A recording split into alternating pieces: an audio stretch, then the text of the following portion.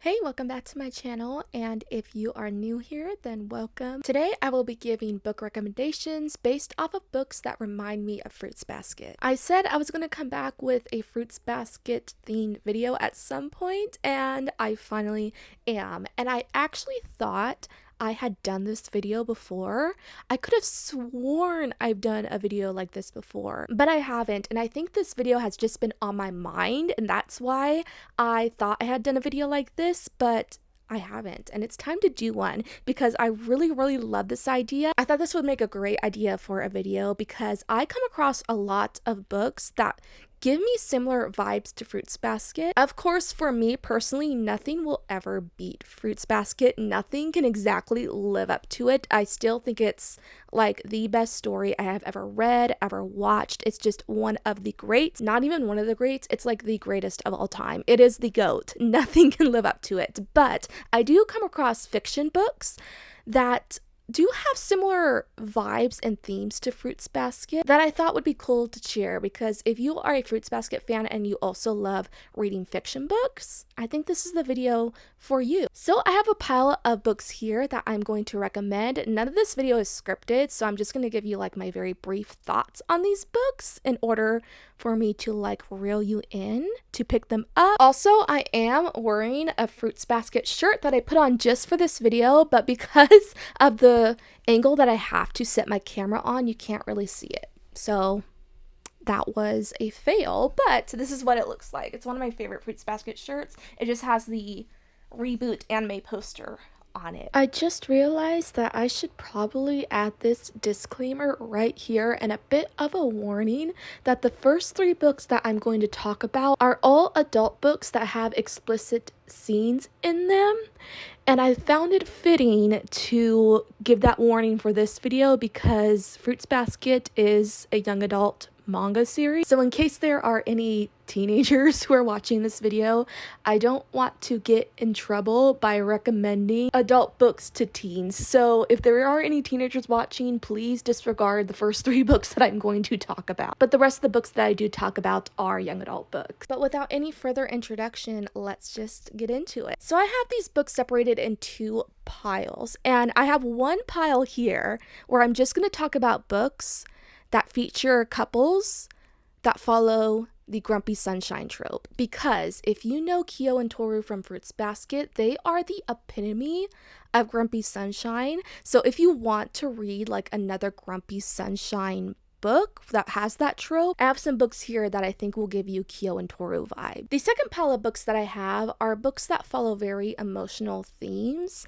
are very angsty, and those are 2 things that Fruits Basket also has. It's a very emotional story. It can be very dramatic. It also has a lot of deep themes surrounding love and friendship. So I have a pile of books that also cover those sorts of themes as well that I feel like are very similar to Fruits Basket. How about we go over the Grumpy Sunshine book recommendations first? So the first one I have here is First Time Caller by B.K. Borison.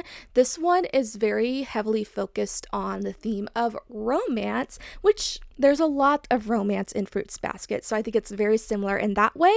But of course, we also follow the grumpy sunshine trope in this one. So this one follows Aiden and Lucy, and Lucy's daughter ends up calling up a radio show, and this show is a romance hotline where the radio host takes in calls from the public, helping them with their romantic issues and situations. So Lucy's daughter calls up the radio show because she is hoping that the host will help her mom find love, because her mom is single and she wants her mom to be happy and thinks love will make her happier. And so Lucy catches her daughter on the phone with this guy, and she's like, obviously like, what are you doing? And it's also like in the middle of the night. She's like, what are you doing talking to some random guy in the middle of the night? And so she grabs the phone from her and she ends up talking to the radio host, which is Aiden, and she starts spilling her concerns around love and why she feels like her expectations are so high, so she can't find it, but she wants it. And this call ends up going viral. And because the radio station is looking to like bump up the ratings since they're not doing very well, they decide to invite Lucy onto the show for 1 week. And Aiden is tasked with helping Lucy find a date by screening calls from men who call into the show wanting to go on a date with her. But in the meantime, he is also falling in love with her, and it makes for a very awkward situation because he's supposed to be helping her find a date, but he's also falling for her at the same time.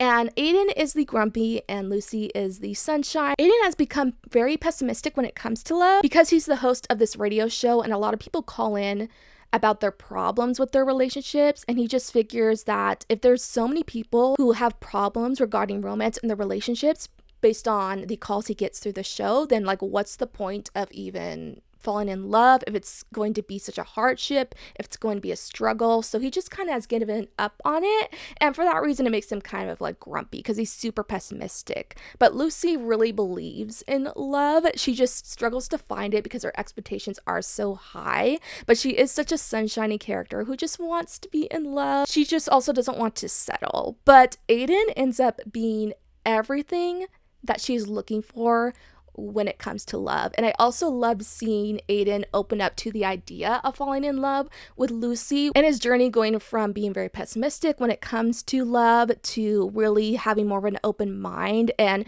realizing that the struggles that come along with love is worth the risk because love can also be such a beautiful thing in the end. It's just such a freaking cute book. I think these two definitely are so similar to Kyo and Toru. It's something I really noticed. The next one I have is Deep End by Ali Hazelwood. So this one is a sports romance that also kind of features a grumpy sunshine trope. We follow Scarlett and Lucas is a professional swimmer and Scarlett is a professional diver. Oftentimes they have to share the same pool, so they're around each other a lot, and they're not really on each other's radar until they both discover that the two of them are into BDSM.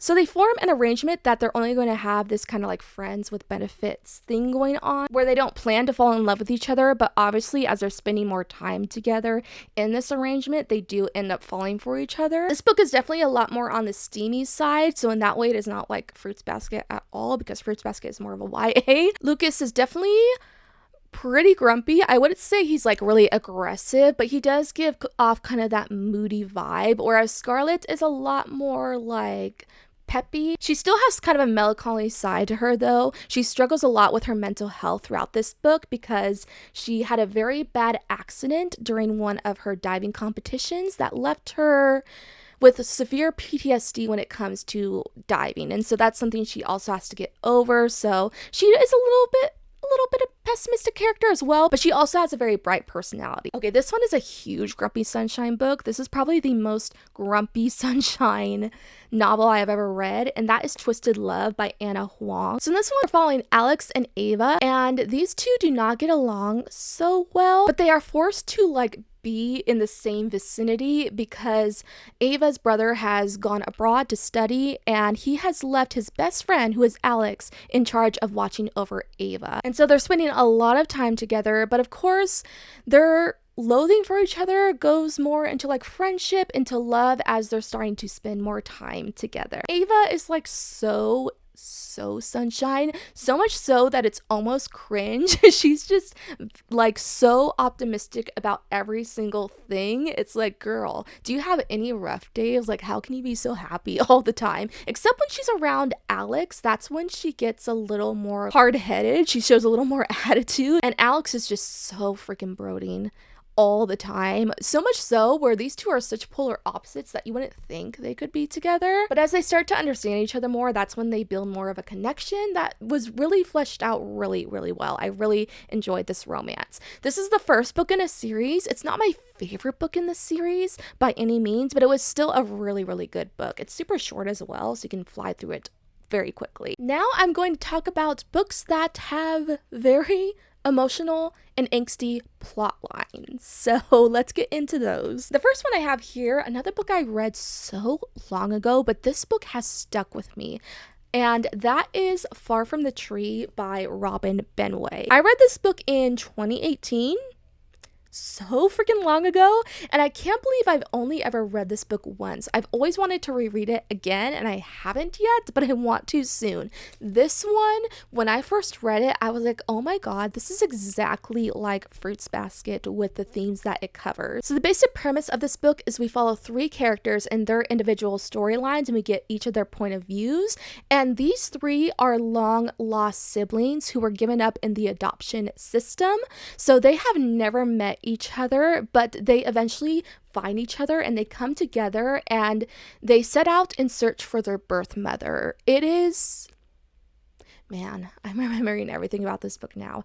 It is so freaking emotional and touching, and I absolutely loved the sibling bond between these two, and watching them come together and form their sibling bond even though they had never met each other before. It is so freaking cute. There's very little romance in this one, which is crazy because I usually only love like romance books most of the times, but this one is not a romance. We're just following sibling relationships here, and it is so freaking touching, which we follow a lot of friendships and sibling relationships in Fruits Basket, so it's very similar in that aspect. You should definitely read it. I cannot wait to reread this one again. I'm going to recommend these next two books at the same time because they're by the same author, and that is If There's No Tomorrow and The Problem with Forever. These are both by Jennifer L. Armentrout, and I believe these are the only two YA contemporary books that she has published. Both of these were so good. They are highly emotional, very hard hitting, and very, very hard to read because of that. But I absolutely love them. The Problem with Forever is one of my favorite books of all time. It's another book that is definitely in my top 5 favorite books of all time. It is so freaking good, and I connected to these characters so much. I've reread this book at least, I want to say, 3 or 4 times. Like, it's one of my favorites. And in this one, we are following Mallory and Ryder, and they grew up in the adoption system. Eventually, they were adopted and they were separated from each other, sadly. They grew up to be very, very close friends while they were at their foster home, but then sadly, they had to be separated. So Mallory has never been to public school. She has very severe anxiety, and that is the reason why she settled for being homeschooled for so long. During her senior year of high school, she decides to enter public school, and when she gets there, she finds that Ryder is in her homeroom class. And that's when they reunite. That's when they start their friendship back up again. And they start to grow feelings for each other. You can just tell by the look on my face, like the way I'm smiling so much. This book just means the world to me. Oh my god, it makes me want to tear up. The relationship between Mallory and Ryder is the sweetest thing I have ever read. One of the sweetest things I've ever read. There's so many sweet things that happen in Fruits Basket, so I can't really say that, but oh my god, this book is just so freaking cute. I am a sucker for the childhood friends to lovers trope, and so that's one of the reasons why this book like gives me so many feels, because Mallory and Ryder grew up together as kids, and then they fall in love when they are teenagers, and it gets me so freaking gushy. I also loved Mallory so much as a character. She's another character that struggles with severe anxiety, and I just really feel for characters that struggle with anxiety because that's something that I struggle with as well. So I really, really felt for her and her struggles, and I feel like this one just reminds me of Fruits Basket just based on how like just happy this book makes me, because Fruits Basket makes me happy as well, but this one, oh, it makes me so happy. It is very hard hitting. There's a lot of like deep trigger warning heavy stuff that happens in this book, so definitely look up trigger warnings before going into it, but it is so freaking good. Really, really would recommend it. As for If There's No Tomorrow, so this book I've only read once, and I definitely don't love it as much as The Problem with Forever, but it was still really, really good. Super, super emotional. So in this one, we're following Lena, and we're watching her recover from being in a car accident.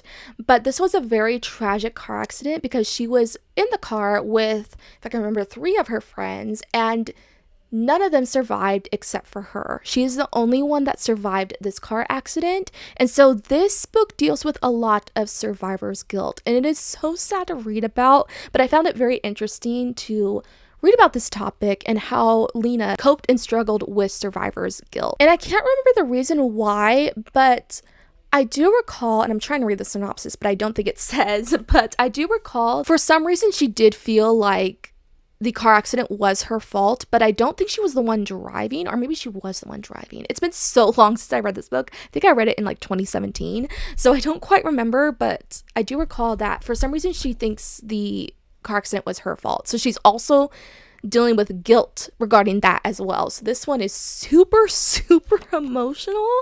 I think the reason why I have not read this one again is because I remember how hard-hitting this one is, but I did really enjoy it. And if you want like a deeply hard-hitting young adult contemporary, this is one that you should probably pick up. The next one I have is One Small Thing by Erin Watt. This one is very angsty, so I think it's a good one to recommend. So in this one, we're following our main character, Beth, and she has always felt very smothered by her parents, and the reason being is because her older sister died in a car crash. She was hit by a car, and so for that reason her parents are very overly protective of Beth, but she hates it. She feels confined by their rules and she just wants more freedom. So one day she sneaks out, she goes to this party, and at that party she meets Chase, who she really hits it off with at first. But she finds out that Chase goes to her school. But she finds out that Chase is the one who is behind the wheel of the car that hit her sister. So she is grappling with that fact, and also the fact that she has feelings for Chase.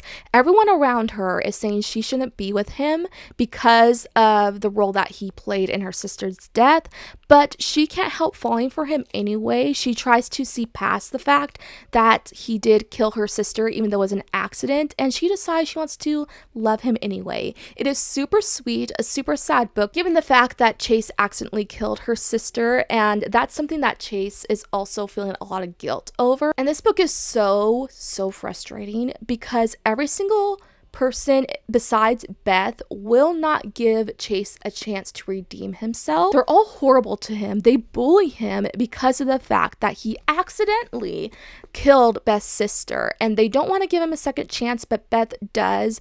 But besides her, every single character is so freaking aggravating based on the awful way that they treat him. This book is super short. It's only like 300 pages, so it's very easy to fly through. I love Erin Watt. I love that duo. I think their books are so freaking good, and I wish they would write more books because I need more from them. But this one is so good. It gives off a lot of Fruits Basket vibes based on its emotional themes. And that is all the books that I am going to recommend. I think I could recommend so many more books that give me very similar vibes to Fruits Basket, but I think I'm going to cap it off here because I know this video is already very long, but I could do a part 2 to this video for sure. And as I read more books, I will come across more that do remind me of Fruits Basket. Do let me know any books that you have read that remind you of Fruits Basket, because I would like to know, especially if I have not read that book yet, then I want to pick that book up. If it's anything like Fruits Basket, I want to read it. I hope you guys enjoyed this video, and I'll be back with a new one next week. Bye!